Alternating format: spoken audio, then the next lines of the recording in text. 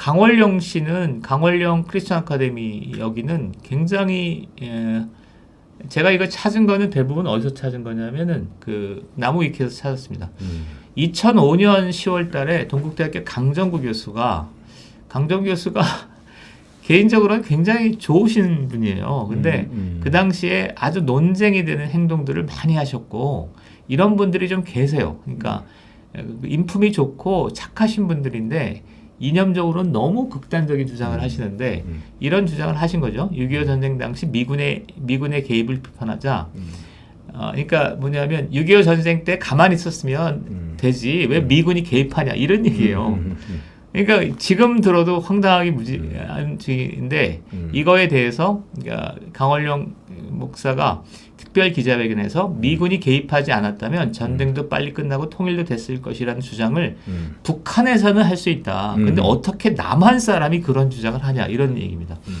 나는 6.25 전쟁 때 이렇게 의동을 파고 이런 기억을 갖고 있는 사람들이 있는 대한민국에서는 그렇게 말할 수 없는 것이라며 강정구를 비판했다. 그 다음에 하나만 더 소개하고 이제 코멘트를 들으면 좋겠는데, 그 당시에 맥어더 장군의 동상이 인천에 있었는데, 이거를 철거 투쟁이 있었어요. 네. 그런데 6.25 전쟁을 경험하지 않는 사람들이 미국을 구세처럼 생각하는 것에 반감을 갖는 것은 이해할 수 있지만, 그렇죠? 6.25 전쟁을 역사책이 아니라 몸으로 경험한 사람들은 그런 생각을 할 수 없다며 거부감을 드러냈다. 이런 거죠. 그러니까 조금만, 한마디만 더 하고 이제 홍성희 선생이 얘기한. 그날 이때가 좀 생생히 기억나는데 지금 홍성희 씨 얘기처럼 98년 김대중 정권이 들어섰잖아요. 네. 그러니까 보편적이고 인간주의적인 민주화는 좀 한물 간 거예요. 그래서 민주화를 가지고 뭔가 이념적인 문제를 자꾸 제기하려고 하는 거예요. 급진파들이. 그러면서 사실은 이 사건, 강정구 교수의 사건이나 메가더 동당 철거 사건은 너무나 급진적이기 때문에 운동권도 별로 받아들이진 않았는데 그때 뭐가 있었냐면 효순이 미선이 싸움, 그 다음에 제주 강정마을 투쟁 뭐 이런 것들이 있으면서 아주 대중적인 반미 운동이 벌어져요.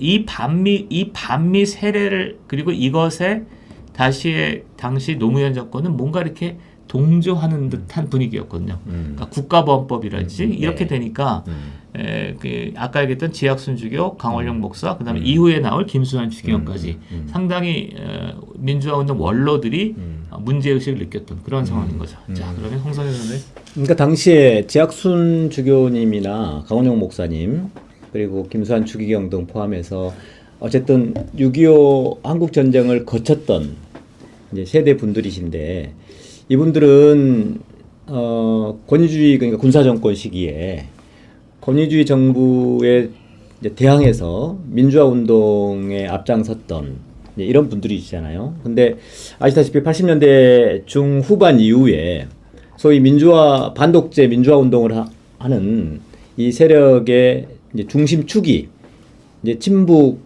그 주사파 조직이라든가 NL 조직이죠. 그리고 러시아 사회주의 혁명을 하겠다는 PD 조직이나 이런 실제 체제를 바꾸려고 하는 그러니까 혁명운동 세력이죠.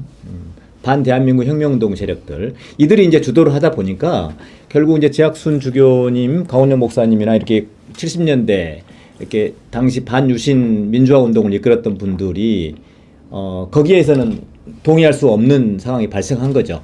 당연하다고 봐지고요. 지금 이제 2000년 이후에 그 범민련 같은 경우에요.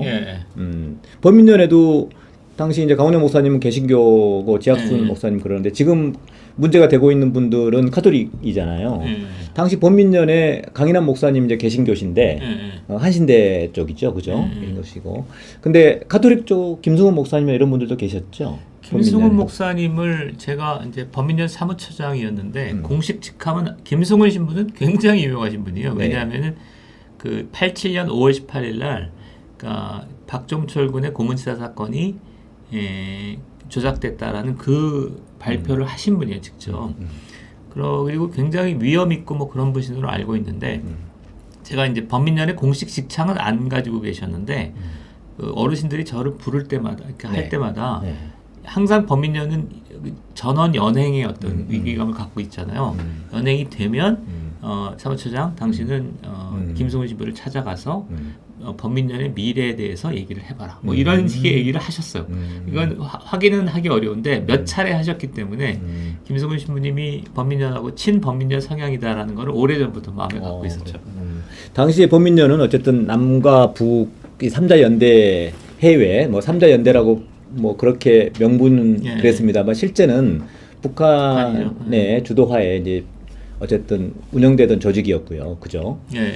근데 거기에 이제 어쨌든 김승훈 목사, 김승훈 신부님 그리고 강인한 목사님 뭐 이런 분들이 이제 종교계 성직자들이 이렇게 결합해 있었잖아요. 사제단을 그러니까 중간에 끊어서 미안한데 사제단과 천주교와 관련해서는 잊을 수 없는 사건이 문규현 신부의 파북이죠. 네. 그러니까 89년 7월달에 그러니까 김수경이 방북을 하니까 사실은 전대협이 굉장히 고립무원의 상태에 빠졌는데 이때 천주교 사대단이 미국에 있던 문규현 신부를 북한에 보내서 네. 같이 내려오죠. 이 사건이 있었고 문규현 신부의 형이 문정현 신부세요. 네. 그래서 그 문정현 신부랑 관련된 일화는 그 뭐랄까 그 해외에서 폴란드 바르샤바 뭐 이런 데서 그러니까 남북해 간의 민간급 통일운동에 대한 합의들이 있습니다. 회담들이 있는데 그 회담 때 좀 신분이 자유로우셨기 때문에 문정현 신부님이 가셔요. 그래서 문정현 신부나 홍군수 목사나 이런 분들은 친범민련이라고 볼 수 있죠. 상당히 범민련에 가까운 쪽이죠. 그 당시에 함세웅 신부는 범민련하고 관련이 없었나요? 예, 범민련하고는 그러니까 범민련의 그러니까 경향적으로는 그렇다고 봐야죠. 그런데 그러니까 함세웅 신부는 다른 일을 더 많이 하는 것 같은데. 그러셨고. 어쨌든 그 정의사회 구현 사제단 이 사제단을 중심으로 당시 문규현 신부, 문정현 신부 다 정의사회 구현 사제단이었잖아요. 네, 그리고 예, 함세웅 신부도 마찬가지고. 그래서 이제 1세대인 지학순 주교님이나 김수환 추기경 이런 분들이 이제 순수 반유신 그 민주화 운동을 했던 분이라면 그 이후에 정의사회 구현 사제단이 2000년 이후에까지 사회 정치적 문제에 개입하고 특히 뭐 전에 전주교구의 박창익 신부신가요? 그분이 또 북한 당시 연평도 포격이라든가 뭐 이런 거 옹호 발언도 하고 이제 최근에 이제 지금 뭐 이번에 지금 문제가 되고 있는 신부님들 아주 일탈 행위가 지금 이렇게 발생하고 있는데 이분들은 어쨌든 그 전에 그 민주화 운동에 참여했던 성직자분들하고는 좀 다른 결이네요.